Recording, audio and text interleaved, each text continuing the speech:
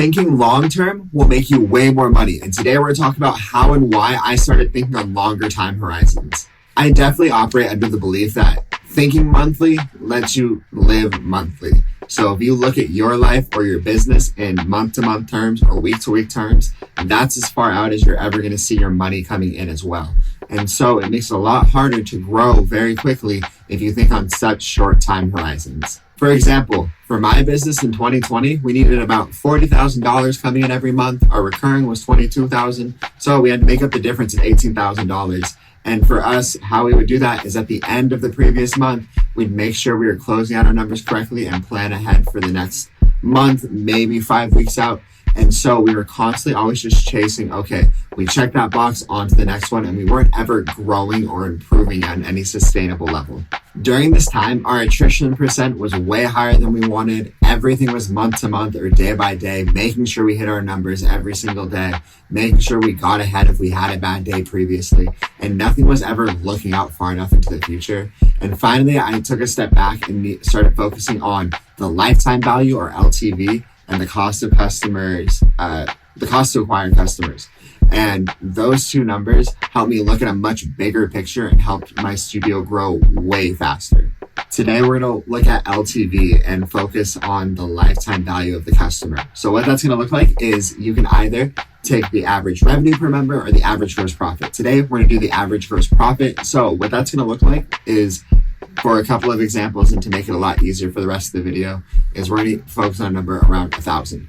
So if our average engagement was 10 months and our average revenue was $100, you get $1,000 as our LTV.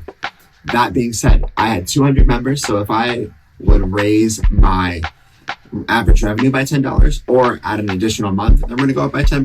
We're going to add it and make it, instead of $1,000, it'll be $1,100. And what that does is that's going to add $20,000 across our yearly average revenue. Now, if you do both of those things and you increase the revenue by $10 and you add an extra month, then across the entire year, it's going to go up by $42,000. Now, we're just talking about random numbers and making it all up, so it sounds great. But how we did it exactly was a few different ways. One was doing calls every week, trying to get to every student 1 to 2 times per month. And so what we saw happen was, just by calling and checking in one way they were excelling and how we could see them, whether that be in classes or on Zoom for us, we also were able to ask the student or the family how we could help them continue to improve in any other aspects of their life. These calls took 30 seconds if I was leaving a voicemail to 5 minutes. And immediately, we saw our attrition number drop because we were constantly in contact with the family. So they felt the value that we were providing. Moreover, calling this frequently allowed our team, with the notes that we were taking and putting into the CRM, we saw things earlier, different trends like, oh, they're losing interest. Oh, this is happening at home. And so we could catch it and maybe reinforce it in classes or on Zoom of how to make them re-engage and get more excited about being in classes. And now, of course, this is all just increasing the length of engagement, and we'll talk about adding to the average revenue per person. But what we started doing to help show the value, as you can imagine from these calls, is we were showing to the students and the families that we cared not only about their success with us, but their success outside of our building, outside of the bounds of our classes. We wanted to create the most successful holistic person. And by giving back that little bit extra, there was almost no downside other than a couple extra dollars I was spending on staff to make these phone calls, and nothing but upside in terms of the value that we were getting to provide, and the students wanting to stay longer and being more engaged with our program. The actual numbers for us was our length of engagement increased by 23%, which was huge for us.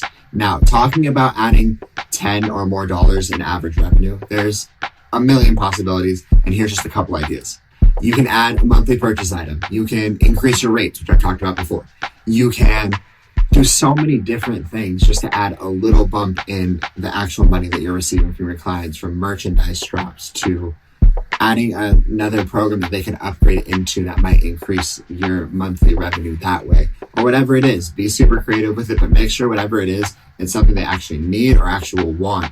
And that way they're not just spending money and watching it get burned. So again, I talked about this as one of my very first videos of why you should charge more. So we increased our rates and increased our payment frequency. Along with, we also started separating out the levels in our programs to make it a little bit more clear of like who belonged where in terms of our basic program, our elite program, and our academy program, for us to be able to level up our students in a more meaningful way that even the parents could understand what exactly they were getting their kids into and what they're getting themselves into in terms of commitment levels and the value that they're going to receive back from it.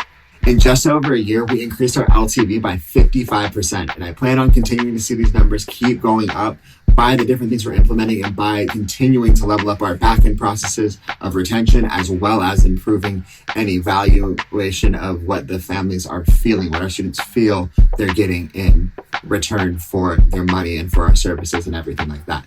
And all this took for me was taking my mindset off of the monthly, day-to-day, have to get this many dollars per day, which is still important, but we were hitting those boxes no problem. So I, as the owner, need to step back and look at the bigger picture of how to do much bigger changes and take bigger swings when I stepped up to the plate, because it might have been a little bit riskier not focusing on the day-to-day and being so on top of my staff, but switching my mindset to focusing on the clients and giving them more value made it so much easier to keep them in the studio 1 month, 2 months, 23% longer for us. And that had a dramatic exponential increase on our return in terms of what I was spending on instructors to help keep those students and the money I was getting back. It was by far the greatest decision I made by focusing on a much longer time horizon. And then on top of that, by focusing on that longer time horizon, I saw such a big increase in our income for the business that I didn't have to be so penny pinchy and aggressive when I was having like, ooh, new shirt here, new product here, I need you guys to buy this, to hit all of our number goals all the time. I was able to do more free events, which promoted retention, had more fun with the kids, offer more unique events that the parents were always asking for, but prior to that didn't generate a lot of revenue. So I couldn't run them as often, or I couldn't justify them. But once my recurring revenue got that much higher, it made it a much easier process for me to be able to give back so much more, because I was playing with more money, and that made it a lot easier to make my staff want to stay and keep the students as happy as possible. Share this video with someone who needs to think in bigger time horizons. Like and subscribe for more, and check out the rest of the videos in this playlist.